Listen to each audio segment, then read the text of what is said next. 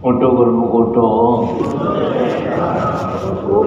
श्री गुरु महाराज जी का हुक्म है गुरुमुख उठो। श्री गुरु महाराज जी का हुक्म है गुरुमुख उठो। बोलो जयकारा बोल मेरे श्री गुरु महाराज की जय। सभी गुरुमुख प्रेमियों से सप्रेम जय सच्चिदानंद। श्री परमहंस गुरुदेव जी चरण पखारों नित, जिनकी कृपा से भक्ति में लागे मोरा चित। आप प्रगटे इस जगत में जीव काज संवारने, शब्द नाव बनाए सुंदर दुखद जीव उबारने। तुझ आगे अरदास हमारी जियो पिंड सब तेरा, कह नानक सब तेरी वडियाई कोई नाम न जाने मेरा। अमृता और दीनता से भेंट सतगुरु लीजिए, मैं हूँ शरणागत तुम्हारा दास अपना कीजिए। श्री प्रयाग धाम के श्री दर्शन हाल का सुंदर सुंदर अनुपम नज़ारा है। सतगुरु के दर्शन करके सब प्रेमी बोलें जय जयकारा है। गुरुमुख प्रेमियों ने करुण पुकार की है, अपने सतगुरु का दर्शन पाने को। सतगुरु ने भी सबकी करुण पुकार सुन के श्री आनंदपुर से चले आए हैं श्री प्रयाग धाम में 2 जून का पर्व मनाने को। गुरुमुख प्रेमियों, ये जो पल हैं, ये जो घड़ियां हैं, बड़ी अनमोल है, बड़ी अनमोल घड़ियां हैं। एक एक घड़ी, एक एक पल, ये घड़ी के अंदर चलती हुई जो सुइयां हैं, 1 घंटे की सुई चल रही है, 1 मिनट की सुई चल रही है, 1 सेकेंड वाली सुई चल रही है। 1 सेकेंड वाली सुई का एक बार हिलना, इतनी देर का समय भी सतगुरु के दर्शनों का, सतगुरु के सत्संग का, सतगुरु के चरणों में बैठने का जो अवसर मिल रहा है, ये बड़ा ही भाग्यशाली अवसर है गुरुमुख प्रेमियों को, ये जो सतगुरु ने बख्शा है। कितने ही दिनों से श्री प्रयाग धाम में रौनकें लगी हुई है। श्री दर्शन हाल में आनंद विभोर होते हुए गुरुमुख प्रेमी अपने ही भीतर अपने भागों की सराहना करते होंगे। कभी श्री मंदिर जी में बैठ करके अपने आप को सराहते होंगे कि हम कितने भाग्यशाली हैं। बेशक सड़कों पर इतनी हलचल इतने दिनों से नहीं थी, लेकिन जो भी गुरुमुख प्रेमी थोड़ी से थोड़ी संख्या में ही यहाँ उपस्थित हैं, वो बड़े अपने इस समय को सकारात्मक कर रहे हैं। सुबह सवेरे श्री मंदिर जी में श्री गुरु महाराज जी के दर्शन हो जाते हैं। शाम को 5 बजे श्री दर्शन हाल में दर्शन हो जाते हैं। सुबह सवेरे अमृत वेले सत्संग का रसपान कराया जाता है। शाम को श्री दर्शन हाल में फिर से महापुरुषों के वचन सुनाए जाते हैं। और इसी प्रकार शाम की श्री आरती पूजा में गुरुमुख प्रेमी दर्शन करके गद गद हो करके अपने भाग मनाते हैं। अब आज यानी 27 तारीख को पहले से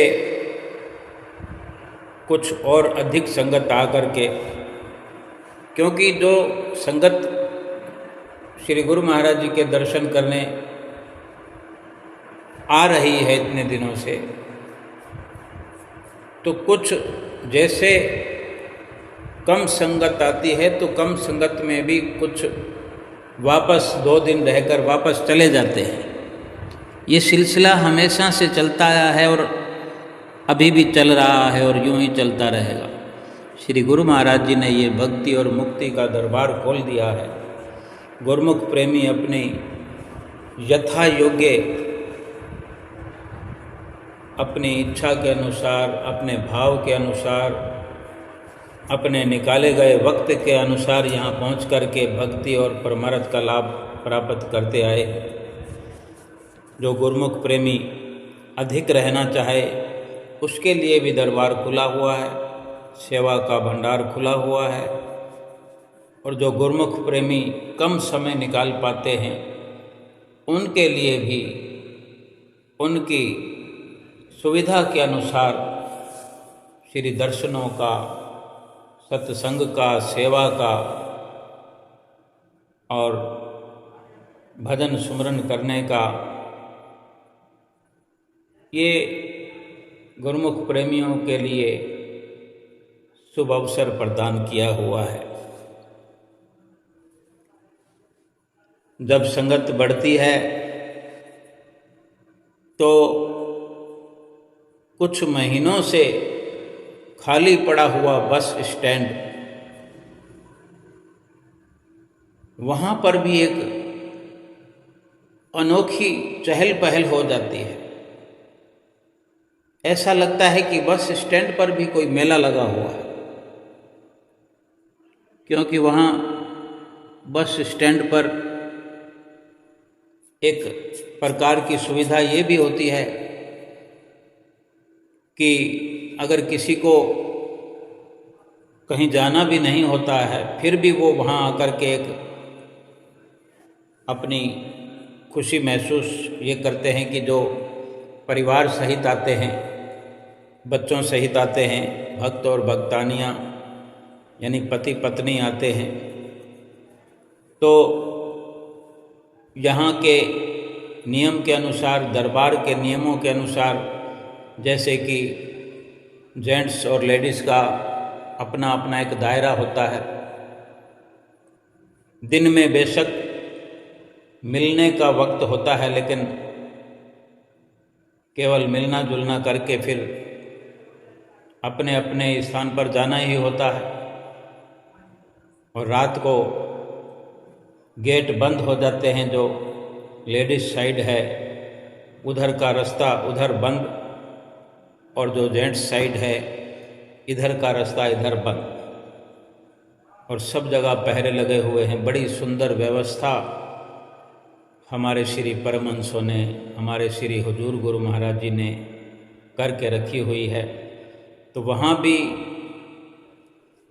7 नंबर गेट पर जहाँ से भक्तानियों का लेडीज़ साइड का रास्ता शुरू होता है, तो वहाँ से आकर के भक्तानियाँ और भक्तों की साइड से भक्त आकर के वहाँ जो बरामदे बने हुए हैं, कुर्सियाँ लगी हुई, वहाँ पर बैठ कर के आपस में कुछ सलाह मशवरा, कुछ लेन देन, जो आपस की ज़रूरतें होती हैं, तो ये सिलसिला चलता रहता है। और यही सुविधा बस स्टैंड पर भी गुरुमुख प्रेमियों को प्राप्त होती है कि वहाँ भी अधिक संगत होने के कारण कुछ गुरुमुख प्रेमी वहाँ बस स्टैंड पर बैठकर मिलकर अपनी बात एक दूसरे से कर सकते हैं।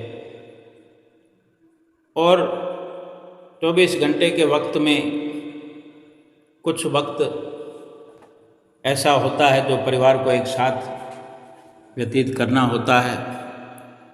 कोई लंबे अरसे से जो गुरुमुख प्रेमी आ रहे हैं परिवार के साथ, वो आदी हो चुके हैं और अपनी अपनी सेवा में व्यस्त होते हैं, तो जितना हो सके कम ही मिलना जुलना होता है। भाव कहने का यही है कि बस स्टैंड पर भी एक अच्छी खासी रौनक और चहल पहल होती है। वहाँ पर चारों ओर लाइट की व्यवस्था और बस स्टैंड के ऊपर प्लेटफार्म पर जो सुंदर सुंदर कुर्सियाँ बनी हुई है, पंखे लगे हुए हैं, लाइटें लगी हुई हैं, वहाँ पर बैठ कर के अपने समय का सदुपयोग करते हैं।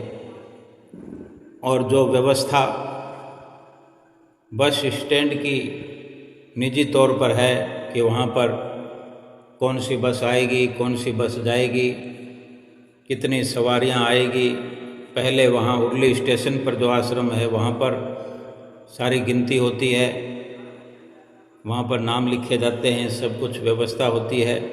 वहाँ से सुविधाजनक स्थिति में बसों पर अपने घर की बसों में सवार करके उनको भगत लोग बसें चला करके श्री प्रयाग धाम में पहुँचते हैं। और यहाँ बस स्टैंड पर बड़े तरीके से बस को खड़ा कर दिया जाता है, जो बस स्टैंड की अच्छी व्यवस्था है।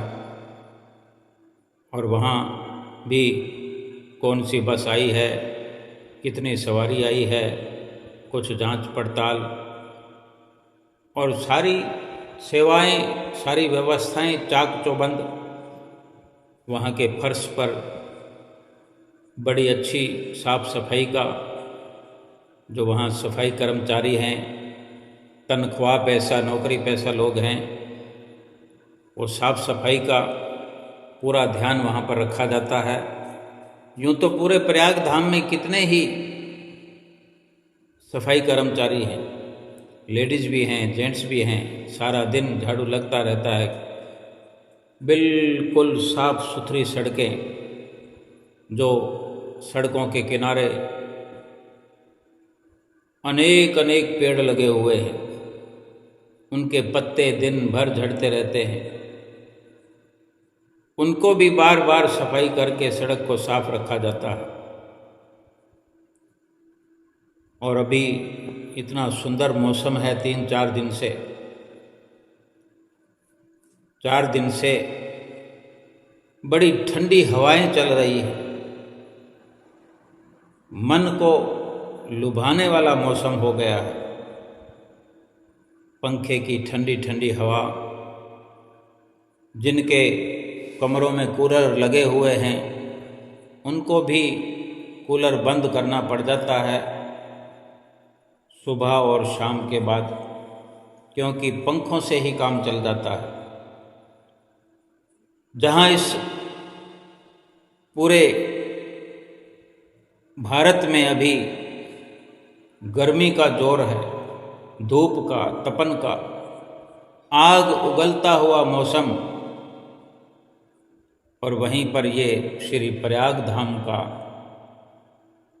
अनुपम दुर्लभ मौसमी नज़ारा भी देखने को मिलता है।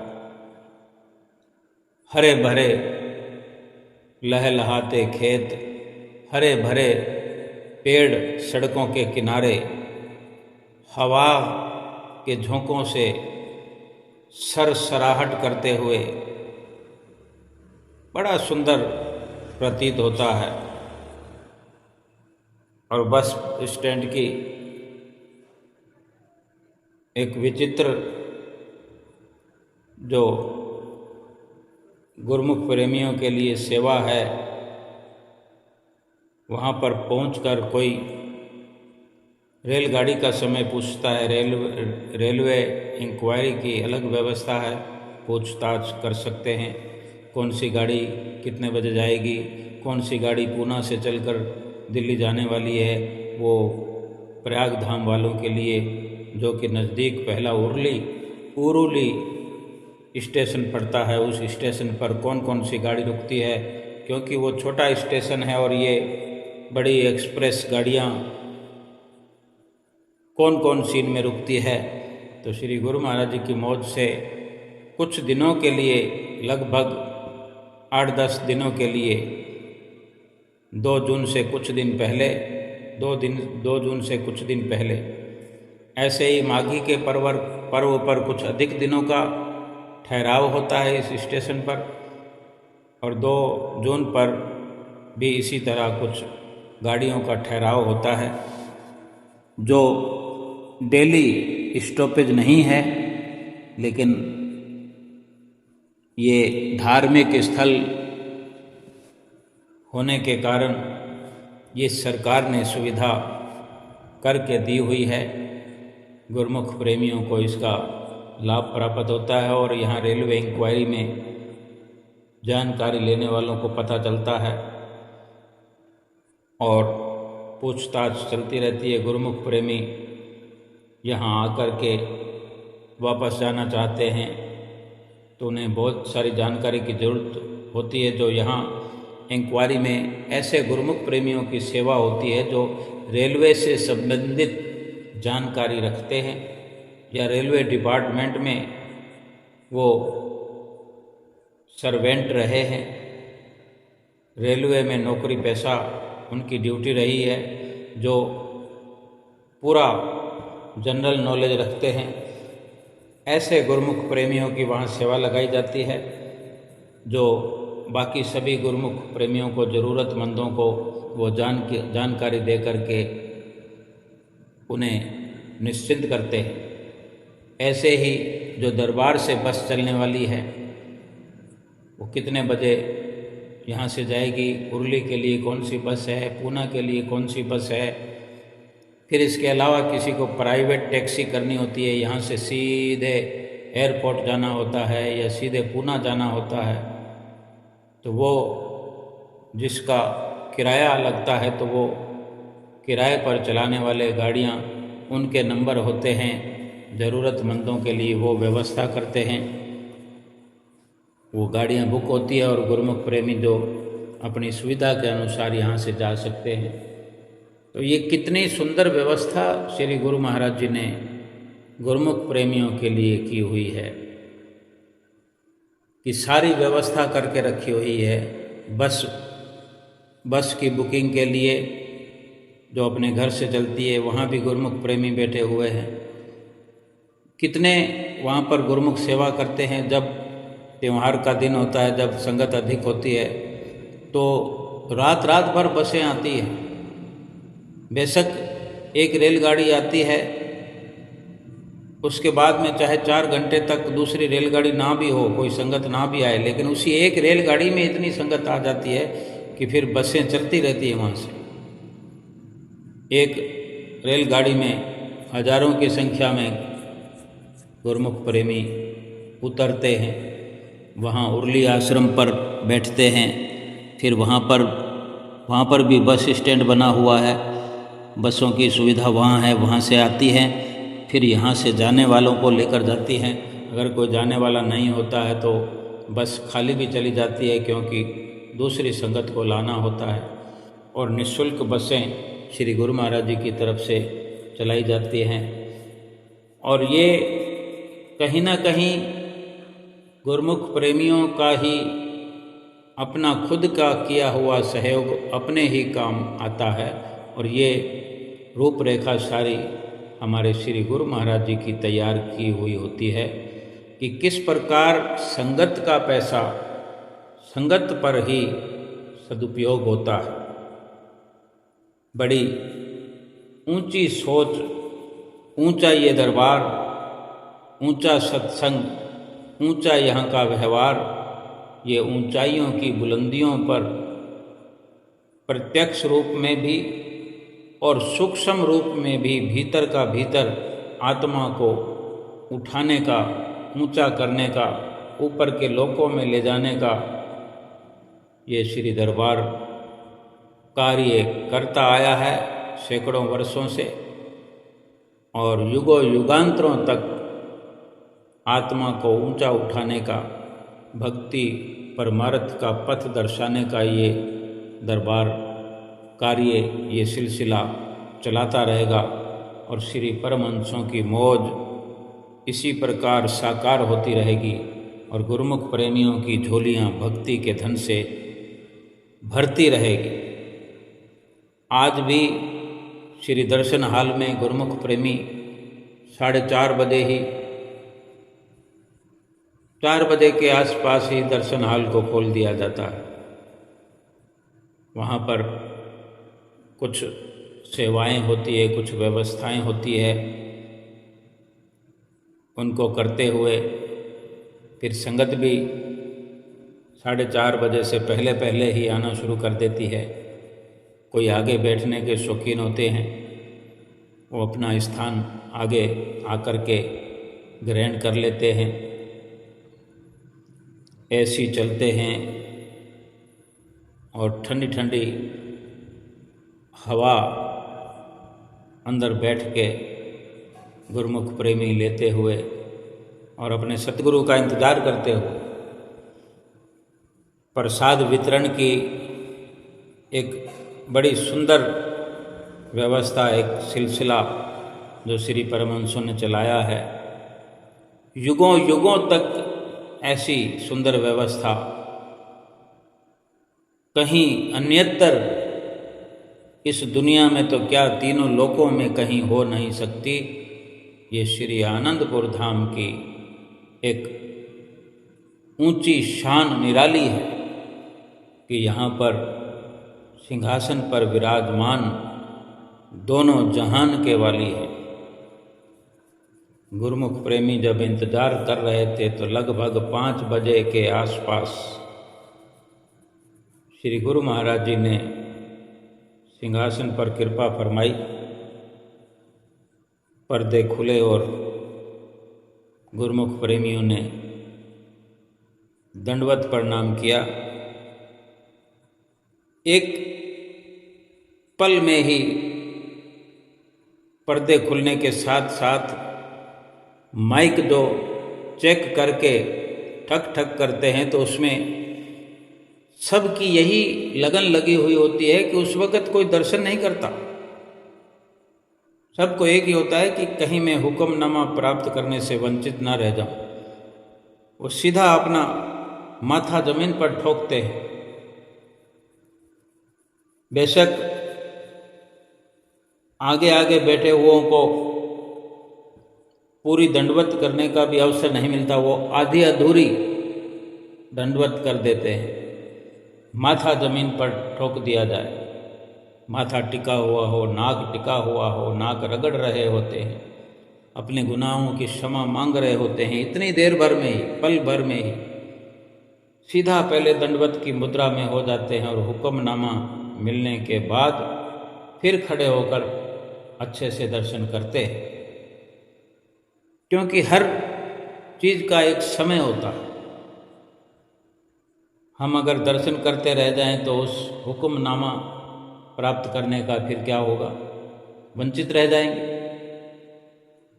इसलिए एक मर्यादा बनी हुई है, हर बात की, हर वस्तु की, हर कार्य की मर्यादा है और मर्यादाओं के तहत ही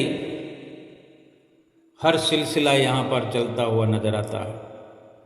श्री मंदिर जी में पहुँचना है सुबह सवेरे, वहाँ पहुंचकर बैठने की मर्यादा, खड़े होने की मर्यादा, किस वक़्त मत्था टेकना है, किस वक़्त मत्था नहीं टेकना है, ये हर प्रकार की एक मर्यादा है और हर कार्य मर्यादा में अच्छा लगता है।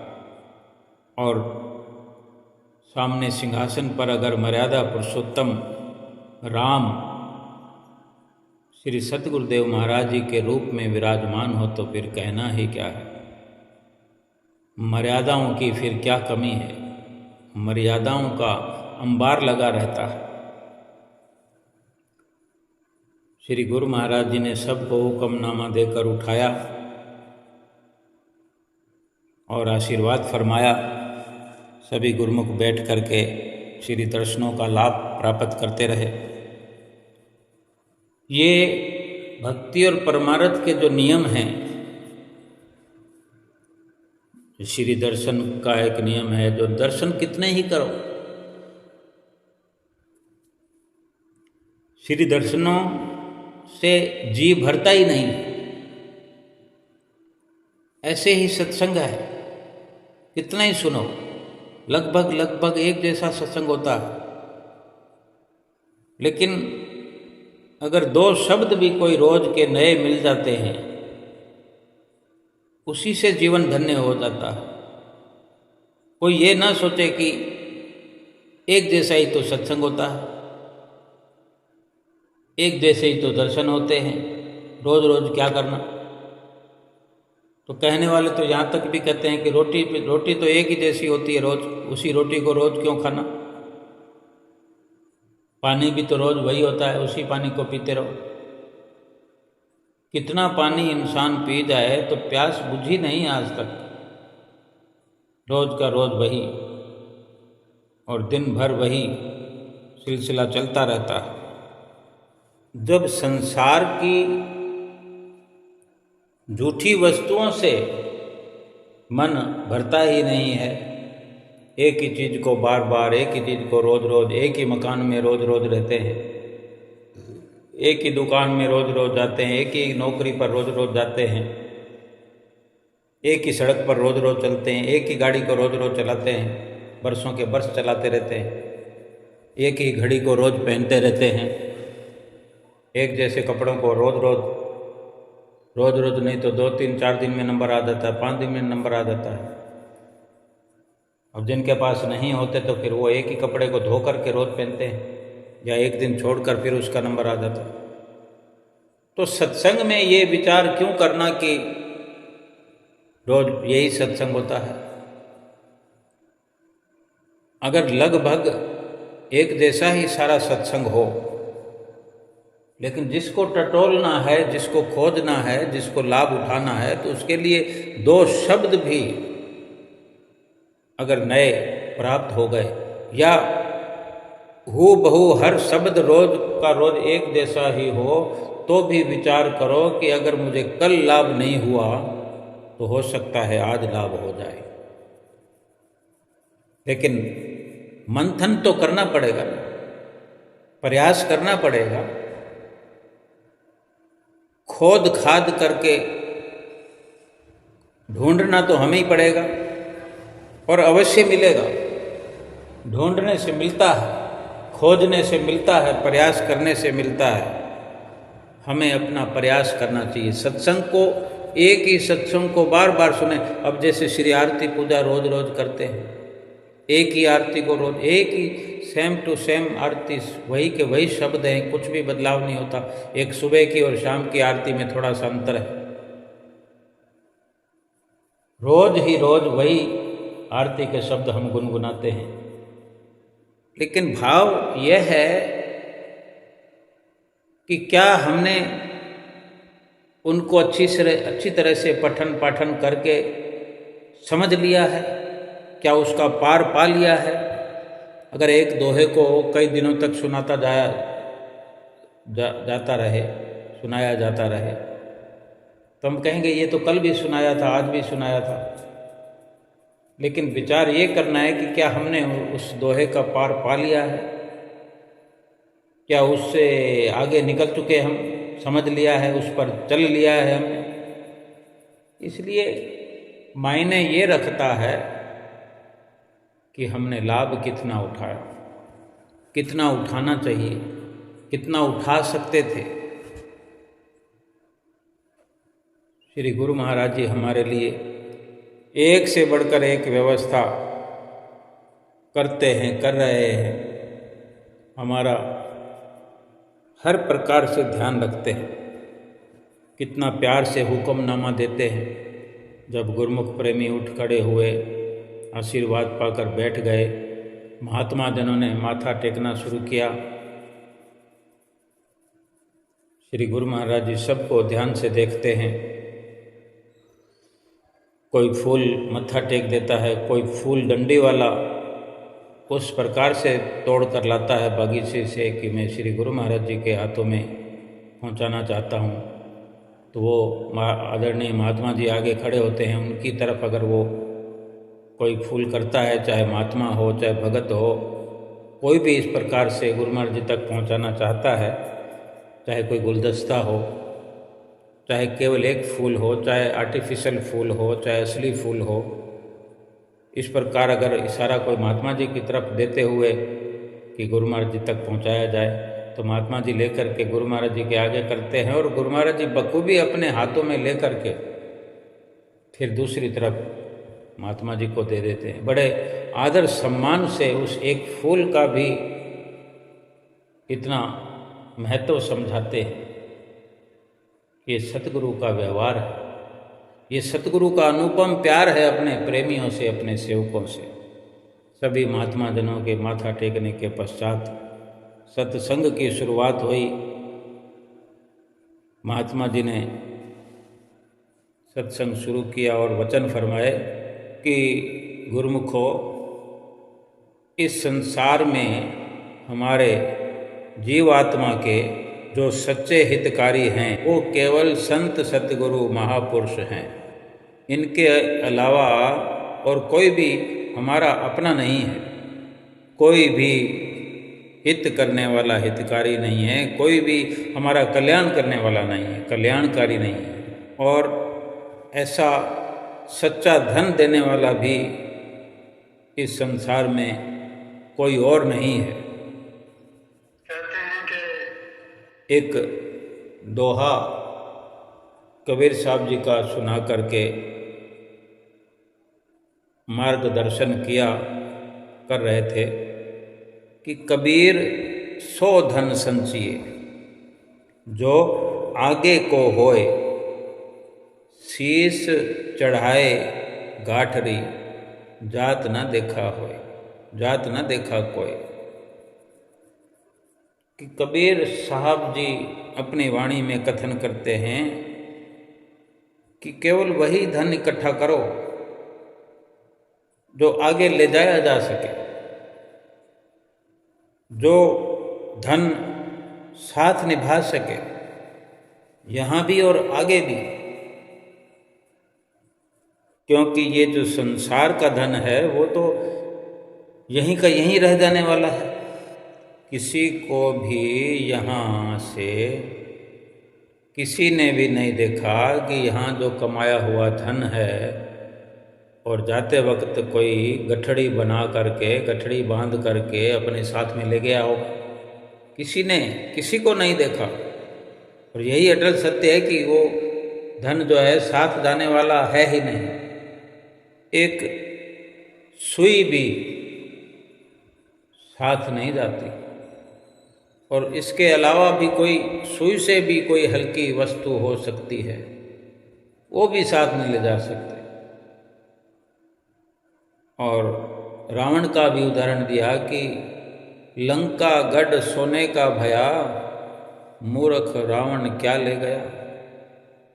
कि रावण के पास सोने की लंका थी, सोने की नगरी थी, इतना धन संपत्ति का अंबार था, सारी कुल शक्तियों का मालिक था वो। लेकिन जब इस संसार से जाने का वक्त आया, संसार से जाना पड़ा, तो रत्ती भर सोना भी या कोई और वस्तु भी साथ नहीं ले गया। और कितना सत्य उदाहरण दिया है कि लंका गढ़ सोने का भया, मूर्ख रावण क्या ले गया। जो इतनी शक्तियों का भंडार रखने वाला था, इतना विद्वान था, इतना शक्तिशाली, वैभवशाली, उसको मूर्ख का दर्जा दिया गया। क्यों? कि उसने साथ जाने वाली वस्तु को इकट्ठा नहीं किया, साथ जाने वाली वस्तु का उसने संचय नहीं किया, संग्रह नहीं किया।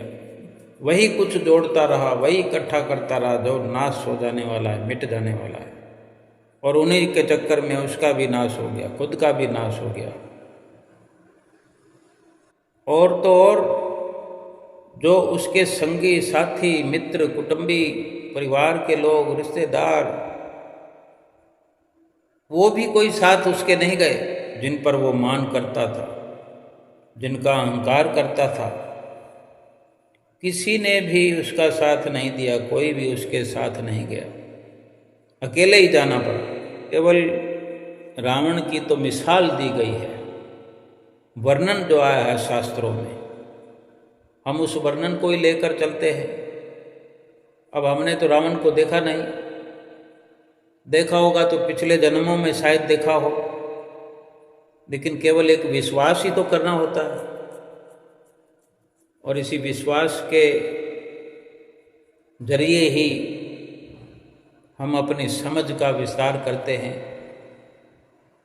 हम चाहें तो समझ सकते हैं कि इतने बलशाली, इतने धनवान, विद्वान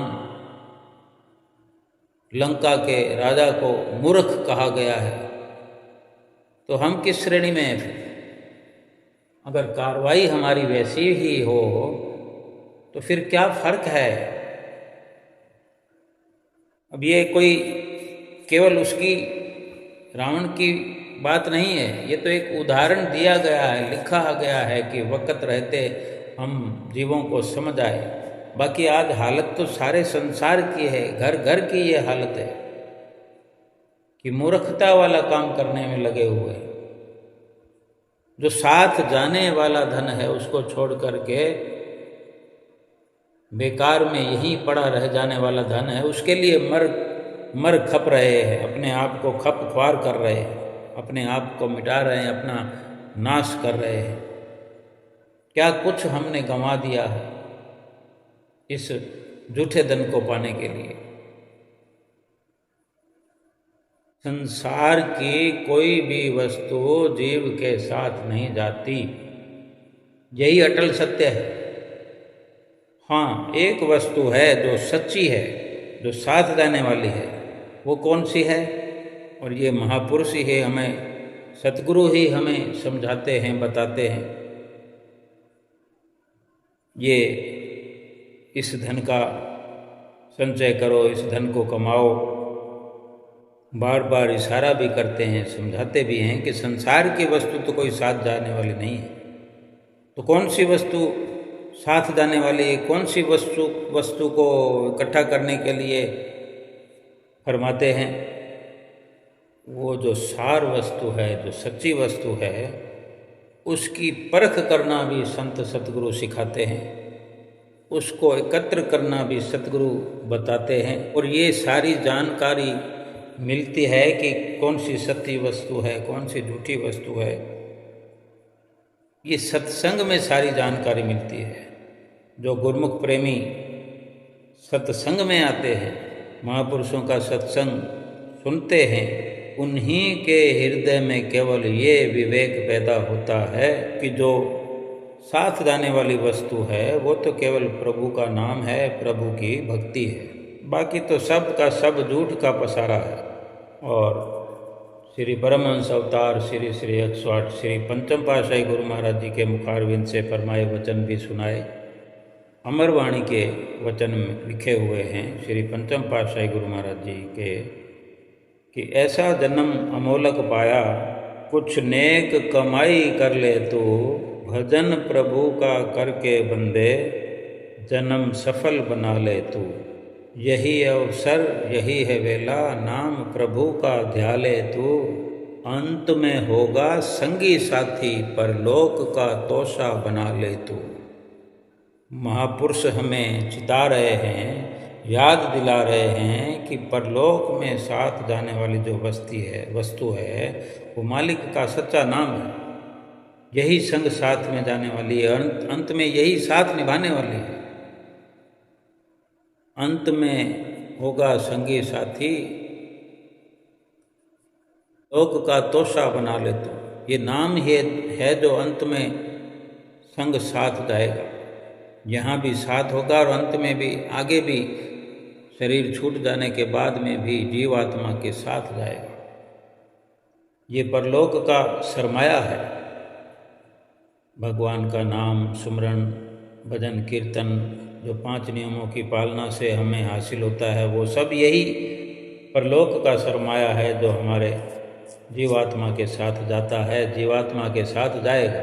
ये इसी भक्ति की कमाई कर लो, यही सच्ची वस्तु है। और ये यहाँ भी है और आगे भी साथ जाएगी। और ये भी वर्णन हुआ आज कि जो गुरुमुख प्रेमी हैं वो खुद अनुभव करते होंगे, उन्हें ये पता चलता है, अवश्य पता चलता होगा, अनुभव होता होगा। और जो यही साथ जाने वाला परलोक का सरमाया, परलोक का तोसा, यही धन जो इकट्ठा करते हैं वो इस जीवन में भी खुशियाँ प्राप्त करते हैं और परलोक भी अपना सुहेला करते हैं। उन्हें यहीं का यहीं इसी लोक में ये अनुभव होने लगता है कि मैं ठीक कार्य कर रहा हूँ, और वो महसूस करता है कि मेरा जीवन सफल हो रहा है, मेरा जीवन सफल हो गया है, मेरी आत्मा को सच्ची पूंजी मिल गई, सच्ची खुराक मिल गई। नहीं तो ऐसे ही तो भटक रहे थे। सब कुछ संसार में मिलता है, मिल रहा है, लेकिन वो परलोक का संगी साथी तो नहीं कहा जा सकता। परलोक में साथ जाने वाला वो समान नहीं है, परलोक में साथ निभने वाले वो रिश्ते नहीं हैं, बल्कि यहाँ भी उनकी कोई बिसात नहीं है, कोई गारंटी नहीं है, न किसी इंसान की, न मित्र की, न कुटुंबी की, न संबंधी की, कोई गारंटी नहीं है कौन कब किस वक्त एक पलक झपकने की देर में साथ छोड़ दे या हम खुद छूट जाएं। एक सत्संग में आने वाले को, सत्संगी को, एक गुरुमुख को ही ये सच्चा ज्ञान मिलता है, ये सच्चा ज्ञान हासिल होता है कि कौन सी वस्तु सत्य है, कौन सी असत्य है। जीवन दुर्लभ है, दुर्लभ जीवन में महापुरुषों की शरण संगति में आओ, उन्हीं से सच्चे नाम की दीक्षा लो। क्योंकि मनुष्य इस संसार में रहते हुए, इस दुनिया में रहते हुए नाम की कमाई अपने बलबूते पर, अपनी सामर्थ्य से तो कभी कर ही नहीं सकता, क्योंकि नाम जो है वो सूक्ष्म है, वो भीतर है, और बाहरी रूप में, स्थूल रूप में जो है वो माया है। हम अंदर है, माया बाहर है। और भी अनेकों पदार्थ हैं जो स्थूल रूप से हैं, वो सब के सब बाहर है। और सुरती जो हमारी जन्म जन्मांतरों से माया के पदार्थों में अटकी रही है, अभी भी अटकी हुई है, अभी भी सुरती अपनी फंसी हुई है माया के पदार्थों में, स्थूल पदार्थों में, बाहर के पदार्थों में अटकी हुई है, सुरती फंसी हुई है। जब तक उनको, उन पदार्थों को जो नष्ट होने वाले हैं, नाश होने वाले हैं, नाशवान हैं, उनको जब तक छोड़ेंगे नहीं, जब तक उनका त्याग नहीं करेंगे, तब तक ये नाम की कमाई जो है अंदर नहीं बच सकती। जब तक उनका साथ नहीं छूटेगा, उनका ख्याल नहीं छूटेगा, तब तक भक्ति का ख्याल अंदर पुख्ता नहीं हो सकता। इसलिए अपनी सामर्थ्य से नहीं हो सकता, सतगुरु का आशीर्वाद चाहिए, सतगुरु की कृपा चाहिए, तभी हम अपने इस मकसद में सफल हो सकते हैं। महापुरुष कृपालु होते हैं, दयालु होते हैं, जीवों को समझाते हैं, समझाया करते हैं। एक तृतीय पातशाही गुरु महाराज जी का भी वृत्तांत सुनाया, एक लीला सुनाई कि किस प्रकार वो दयालुता करते हुए अपने गुरुमुख प्रेमियों को, अपनी रूहों को किस प्रकार से अपनी चरण शरण में लगा लेते हैं। श्री तीसरी पातशाही जी एक बार भ्रमण करते हुए एक जगह पर रुके विश्राम करने के लिए पेड़ की छाया में, तो वहाँ कुछ स्त्रियाँ कुएं पर पानी लेने के लिए, वहीं जो पास में कुआं था तो वहाँ पानी लेने के लिए आई। तो उन्हीं में से एक स्त्री आगे चल के तो वो भक्त्यानी हो गई, लेकिन उस वक़्त उन स्त्रियों में स्त्रियों का ही एक झुंड था जो पानी लेने के लिए आया, तो वो एक स्त्री जो संत महापुरुषों को देख करके उसके कोई संस्कार उदय हुए और वो नज़दीक आकर के उसके मन में भाव था कि मैं कुछ इनके लिए खान पान का बंदोबस्त करूं, सो निवेदन करने लगी, महाराज मैं आपके लिए कुछ खाने पीने का प्रबंध कराऊं। तब श्री गुरु महाराज जी ने, तीसरी पातशाही जी ने वचन फरमाए कि नहीं, हम सफ़र करते हुए थोड़ा विश्राम कर रहे हैं, बाकी हमें भूख नहीं है, अभी कुछ नहीं चाहिए हमें।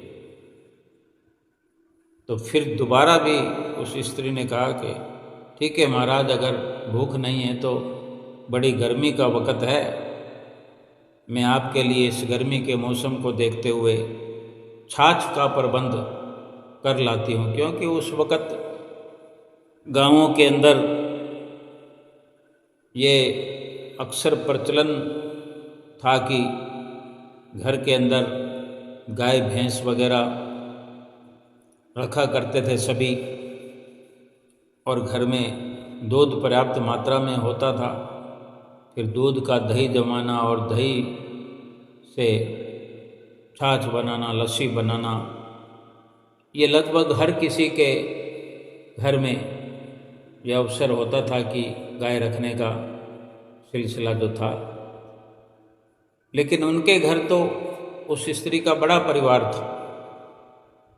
बड़ा परिवार होता है तो माँ बाप के जैसे 4-5 बच्चे हो गए, कुछ बेटियां हैं, कुछ बेटे हैं, फिर उनके साथ जुड़ता हुआ परिवार, पहले से माता पिता हैं जो वो भी 2-2, 3-3, 4-4 फैमिलियां साथ में रहते थे, फिर आगे सबके बच्चे, फिर ऐसे भरा पूरा परिवार कहा जाता है।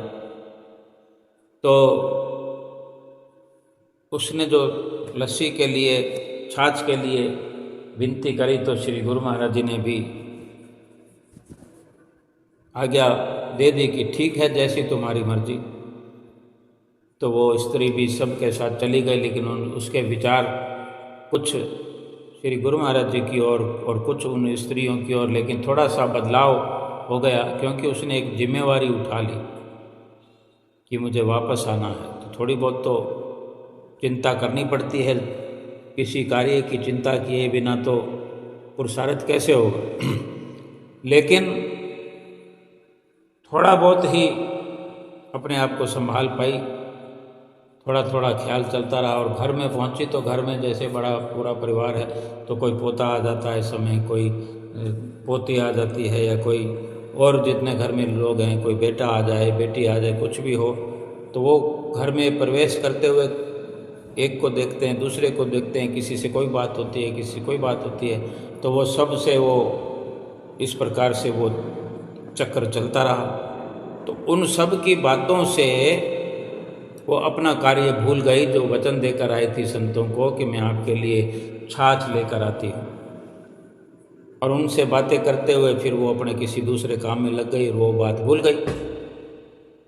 कुछ समय के बाद, 1-2 घंटे जैसे हो जाते हैं, उसको याद आया कि मैं तो संतों के लिए छाछ लेने आई थी, मुझे तो वापस आना था तुरंत। जब उसे याद आ गया फिर तो सभी कुछ काम छोड़ दिया, तुरंत वो छाछ लेकर के श्री गुरु महाराज जी के चरणों में उपस्थित हुई और जाकर के पहले क्षमा याचना करते हुए कि महाराज मैं तो भूल ही गई बिल्कुल, क्योंकि वहाँ परिवार ने घेर लिया मुझे घर जाते ही, और भूल हो गई। तब श्री गुरु महाराज जी ने उसी की ही इस बात पर सत्संग फरमा दिया कि इसी प्रकार जैसे तुम भूल गई परिवार में जाकर के, इसी प्रकार सारे संसार की हालत है। क्योंकि ये भी हर इंसान वचन करके आया है, वादा करके आया है प्रभु से कि मैं भक्ति करने के लिए जा रहा हूँ और भक्ति करके लौट कर आऊँगा और भक्ति का धन साथ में लाऊंगा। लेकिन यहाँ आकर के संसार में जन्म हुआ, माँ बाप के घर में माँ बाप भाई बहन सब, जब तक जीव को होश आती है तब तक वो भूलते भूलते भूलते सब कुछ भगवान से किया हुआ वादा भूल जाता है और उसी मोह में प्यार में गलतान हो जाता है। छोटा बच्चा होता है तो छोटे बच्चों में, फिर बड़ा होता है तो स्कूल में बराबर के साथी हो जाते हैं, और बड़ा होता है तो और बड़े हो जाते हैं, फिर माँ बाप के साथ साथ अपना भी परिवार बस जाता है। इस प्रकार ये सिलसिला चलता रहता है और अपना जो प्रभु से वादा करके आया है वो सरासर एकदम भूल करके अपने उस असली काम को भुला देता है जो प्रभु से वादा करके आया है कि मैं भक्ति भजन करने के लिए जा रहा हूँ और भक्ति भजन करके जल्दी वापस लौट के आऊँ। और इसी भूल के कारण पूरा जीवन इसी तरह व्यतीत कर देता है। जिसको सतगुरु की शरण मिली है वो बड़ा भाग्यशाली है। वो सतगुरु की शरण हासिल करके अपने जीवन का स्वर्णिम लाभ प्राप्त कर सकता है, क्योंकि सतगुरु हमारी अपनी भूलों को याद दिलाते रहते हैं, हमारी भूल को सुधारने की चेष्टा हरदम करते रहते हैं कि तुम्हारा ये असली काम है, तुम्हारा ये असली काम है। अब वो चाहे जैसे भी रोज़ का रोज़ सत्संग सुनाते हैं, लेकिन हमारा कर्तव्य यह है कि सत्संग को गहराई से सुने, बार बार सुने। क्या मालूम कौन से शब्द से हमारा कायाकल्प हो जाए, क्या पता किस घड़ी में कौन सा शब्द सत्संग का हमारे अंदर फिट बैठ जाए। हमारी समझ जो है किसी भी शब्द से हमें आगे भक्ति के पथ पर अग्रसर कर दे, इसलिए वही कार्य करना चाहिए। इस जीवन में आए हैं तो वही वस्तु एकत्र करें जो साथ जाए, यहाँ साथ निभाए, आगे साथ जाए और सतगुरु की प्रसन्नता यहाँ मिले और लोक परलोक सुहेला हो जाए। आज के श्री दर्शन हाल के सत्संग की, श्री दर्शनों की सुंदर सुंदर सिंहासन पर विराजमान हैं। देखो कैसे सिंहासन पर विराजमान श्री सतगुरुदेव महाराज जी शोभायमान होकर के दर्शन देते हैं। गुरुमुख प्रेमी उन्हें कितना प्यार करते हैं। कोई पीताम्बर पहना रहा है, कोई फूल माला पहना रहा है, कोई प्रसाद भेंटा कर रहे हैं, कोई भोग लगवा रहा है, कोई अपनी डायरी में दस्तखत करवा रहा है, ऑटोग्राफ ले रहा है। कितने ही प्रकार से गुरुमुख प्रेमी फिर लाइनों में लग कर के माथा टेकते रहे, गुरु महाराज जी के उपहार चरणों में भेंटा करते रहे। और आज श्री गुरु महाराज जी दो गोल्ड तिलक मस्तक पर धारण किए हुए, कई बार एक गोल्ड का तिलक लग जाता है, फिर जल्दी ही कोई गुरुमुख प्रेमी और आ जाता है ऐसा जो वो भी यही पेशकश करता है, तो एक तिलक के थोड़ा सा ऊपर थोड़ा सा एक रत्ती भर जगह रखते हुए फिर एक और तिलक ऊपर लगा दिया जाता है। तो दो तिलक शोभायमान हो रहे थे श्री गुरु महाराज जी के मस्तक पर। बड़े सुंदर दर्शन, बड़ा अलौकिक अलभ्य लाभ प्राप्त करते हुए आज के इस सत्संग की सबको लाखों लाख बधाई हो। बोलो जयकारा बोल मेरे श्री गुरु महाराज की जय।